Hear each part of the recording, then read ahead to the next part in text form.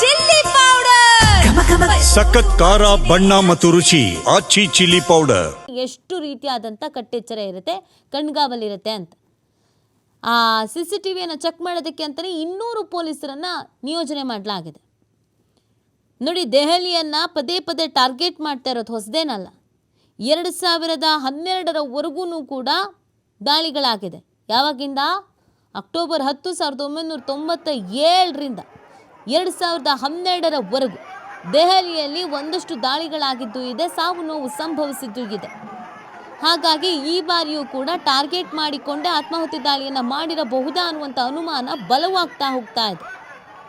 ಇದೆಲ್ಲವೂ ಕೂಡ ಅವತ್ತು ಬೆಳಗ್ಗೆ, ಅಂದರೆ ನಿನ್ನೆ ಬೆಳಗ್ಗೆ 3 ಕಾಶ್ಮೀರಿ ವೈದ್ಯರು ಸೇರಿ 8 ಉಗ್ರರನ್ನು ಬಂಧಿಸಿದ್ರಲ್ಲ, ಅದಾದ ನಂತರ ಆಗಿರುವಂಥ ಕೃತ್ಯ ಆಗಿರುವಂಥ ಹಿನ್ನೆಲೆಯಲ್ಲಿ ಅದಕ್ಕೂ ಇದಕ್ಕೂ ಲಿಂಕ್ ಇರಬಹುದು ಅನ್ನೋದೇ ಅನುಮಾನ. ಆ ಕಾರಣಕ್ಕಾಗಿ ಅದೇ ಆ್ಯಂಗಲಲ್ಲಿ ತನಿಖೆ ಮಾಡ್ತಾ ಇದ್ದಾರೆ.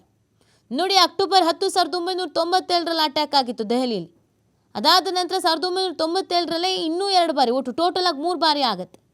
2001ರಲ್ಲಿ ಡಿಸೆಂಬರ್ 13 ಆಗಲೂ 9 ಬಲಿ ಆಗಿತ್ತು. ಅಕ್ಟೋಬರ್ 29, 2025ರಲ್ಲಿ ಒಂದಾಗತ್ತೆ, ಆಗ 50 ಮಂದಿ ಬಲಿಯಾಗಿದ್ರು, 200 ಜನ ಗಾಯ ಆಗಿತ್ತು. ಸೆಪ್ಟೆಂಬರ್ 13, 2008ರಲ್ಲಿ ಒಂದು ಸತಿ ಆಗಿತ್ತು, ಆಗ 25 ಮಂದಿ ಸಾವನ್ನಪ್ಪಿದ್ರು. ಫೆಬ್ರವರಿ 13, 2012ರಲ್ಲಿ ಇನ್ನೊಂದು ಸತಿ ಆಗತ್ತೆ.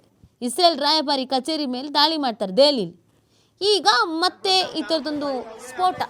ಮೊದಲಿಗೆ ಇದು ಕಾರು ಸ್ಫೋಟ, ಇದೀಗ ಆತ್ಮಾಹುತಿ ದಾಳಿ ಇರಬಹುದು ಅನ್ನುವಂಥ ಅನುಮಾನವನ್ನು ವ್ಯಕ್ತಪಡಿಸ್ತಾ ಇರೋದು. ಅಂದರೆ ಇವ್ರುಗಳು ಮೊದಲೇ ಸಂಚು ರೂಪಿಸ್ಕೊಂಡಿದ್ರು, ಈ ಥರದೊಂದು ಅಟ್ಯಾಕ್ ಮಾಡಬೇಕು, ಸ್ಫೋಟ ಸಂಭವಿಸಬೇಕು, ಭಯ ಇಡಬೇಕು, ಹಾಗೇನೆ ಶಾಂತಿ ಕದಡುವಂಥ ಕೆಲಸ ಆಗಬೇಕು, ನೆಮ್ಮದಿಯಲ್ಲಿದ್ದಾರೆ ಭಾರತದವರು, ಹಾಗಾಗಿ ನೆಮ್ಮದಿ ಕೆಡಿಸೋ ಕೆಲಸ ಮಾಡಬೇಕು ಅಂತ ಮೊದಲೇ ಮುಂಚಿತವಾಗಿಯೇ ಪ್ಲಾನ್ ಮಾಡ್ದಂಗೆ ಕಾಣಿಸ್ತಾ ಇದೆ. ಗುಪ್ತಚರ ಇಲಾಖೆ ಎಚ್ಚರಿಕೆಯನ್ನು ನೀಡಿಕೊಂಡೇ ಬಂದಿತ್ತು, ಅಲರ್ಟ್ ಆಗಿರಿ ಅಂತ. ಚಿಕ್ಕ ಚಿಕ್ಕ ಸುಳಿವು ಸಿಕ್ಕಿದ್ರೂ ಕೂಡ ನಮ್ಮ ಪೊಲೀಸ್ ಇಲಾಖೆ ಬಿಟ್ಟಿಲ್ಲ.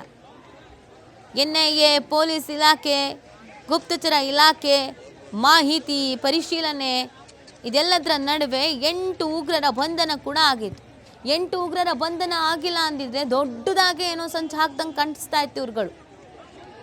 ಹಾಗಾಗಿ ಇದೀಗ ಬಹಳ ಎಚ್ಚರಿಕೆಯನ್ನು ವಹಿಸಲಾಗ್ತಾ ಇದೆ.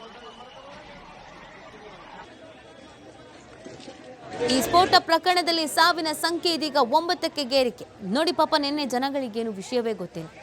ಸುಂದರವಾದಂಥ ಸಂಜೆ ನರಕ ಆಗೋಯ್ತು ನೋಡ್ತಾ ಇದ್ದ ಹಾಗೆ.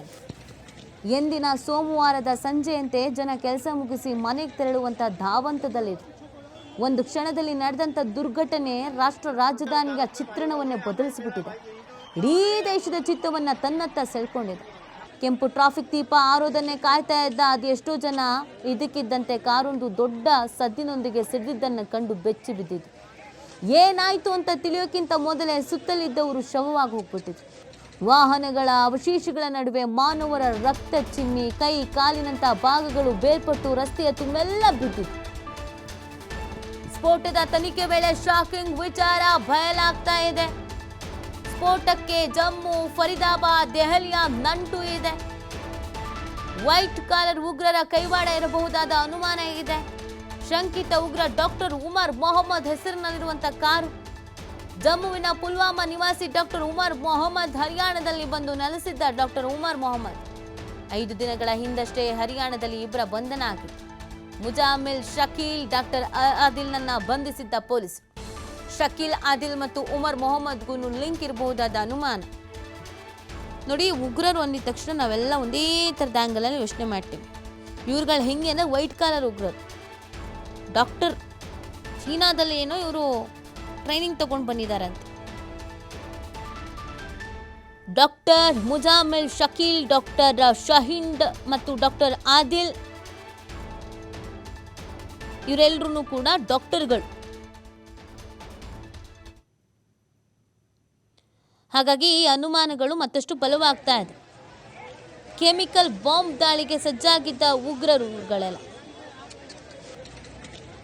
ಪಕ್ಕಾ ಪ್ಲಾನ್ ಮಾಡಿಕೊಂಡೇ ಇವರೆಲ್ಲರೂ ರೆಡಿ ಆಗಿದ್ರು. ನೋಡಿ, ಅಕ್ಟೋಬರ್ 19ರಂದು ಕಾಶ್ಮೀರದ ವಿವಿಧ ಸ್ಥಳಗಳಲ್ಲಿ ಪೊಲೀಸರು ಮತ್ತು ಸೇನೆ ಬೆದರಿಕೆ ಹಾಕುವ ಪೋಸ್ಟ್ಗಳು ವೈರಲ್ ಆಗುತ್ತೆ. ಪೋಸ್ಟರ್ಗಳನ್ನು ಅಂಟಿಸ್ತಾರೆ. ಜೈಷ್ ಸಂಘಟನೆಯ ಹೆಸರಿನಲ್ಲಿ ಗೋಡೆಗಳಿಗೆ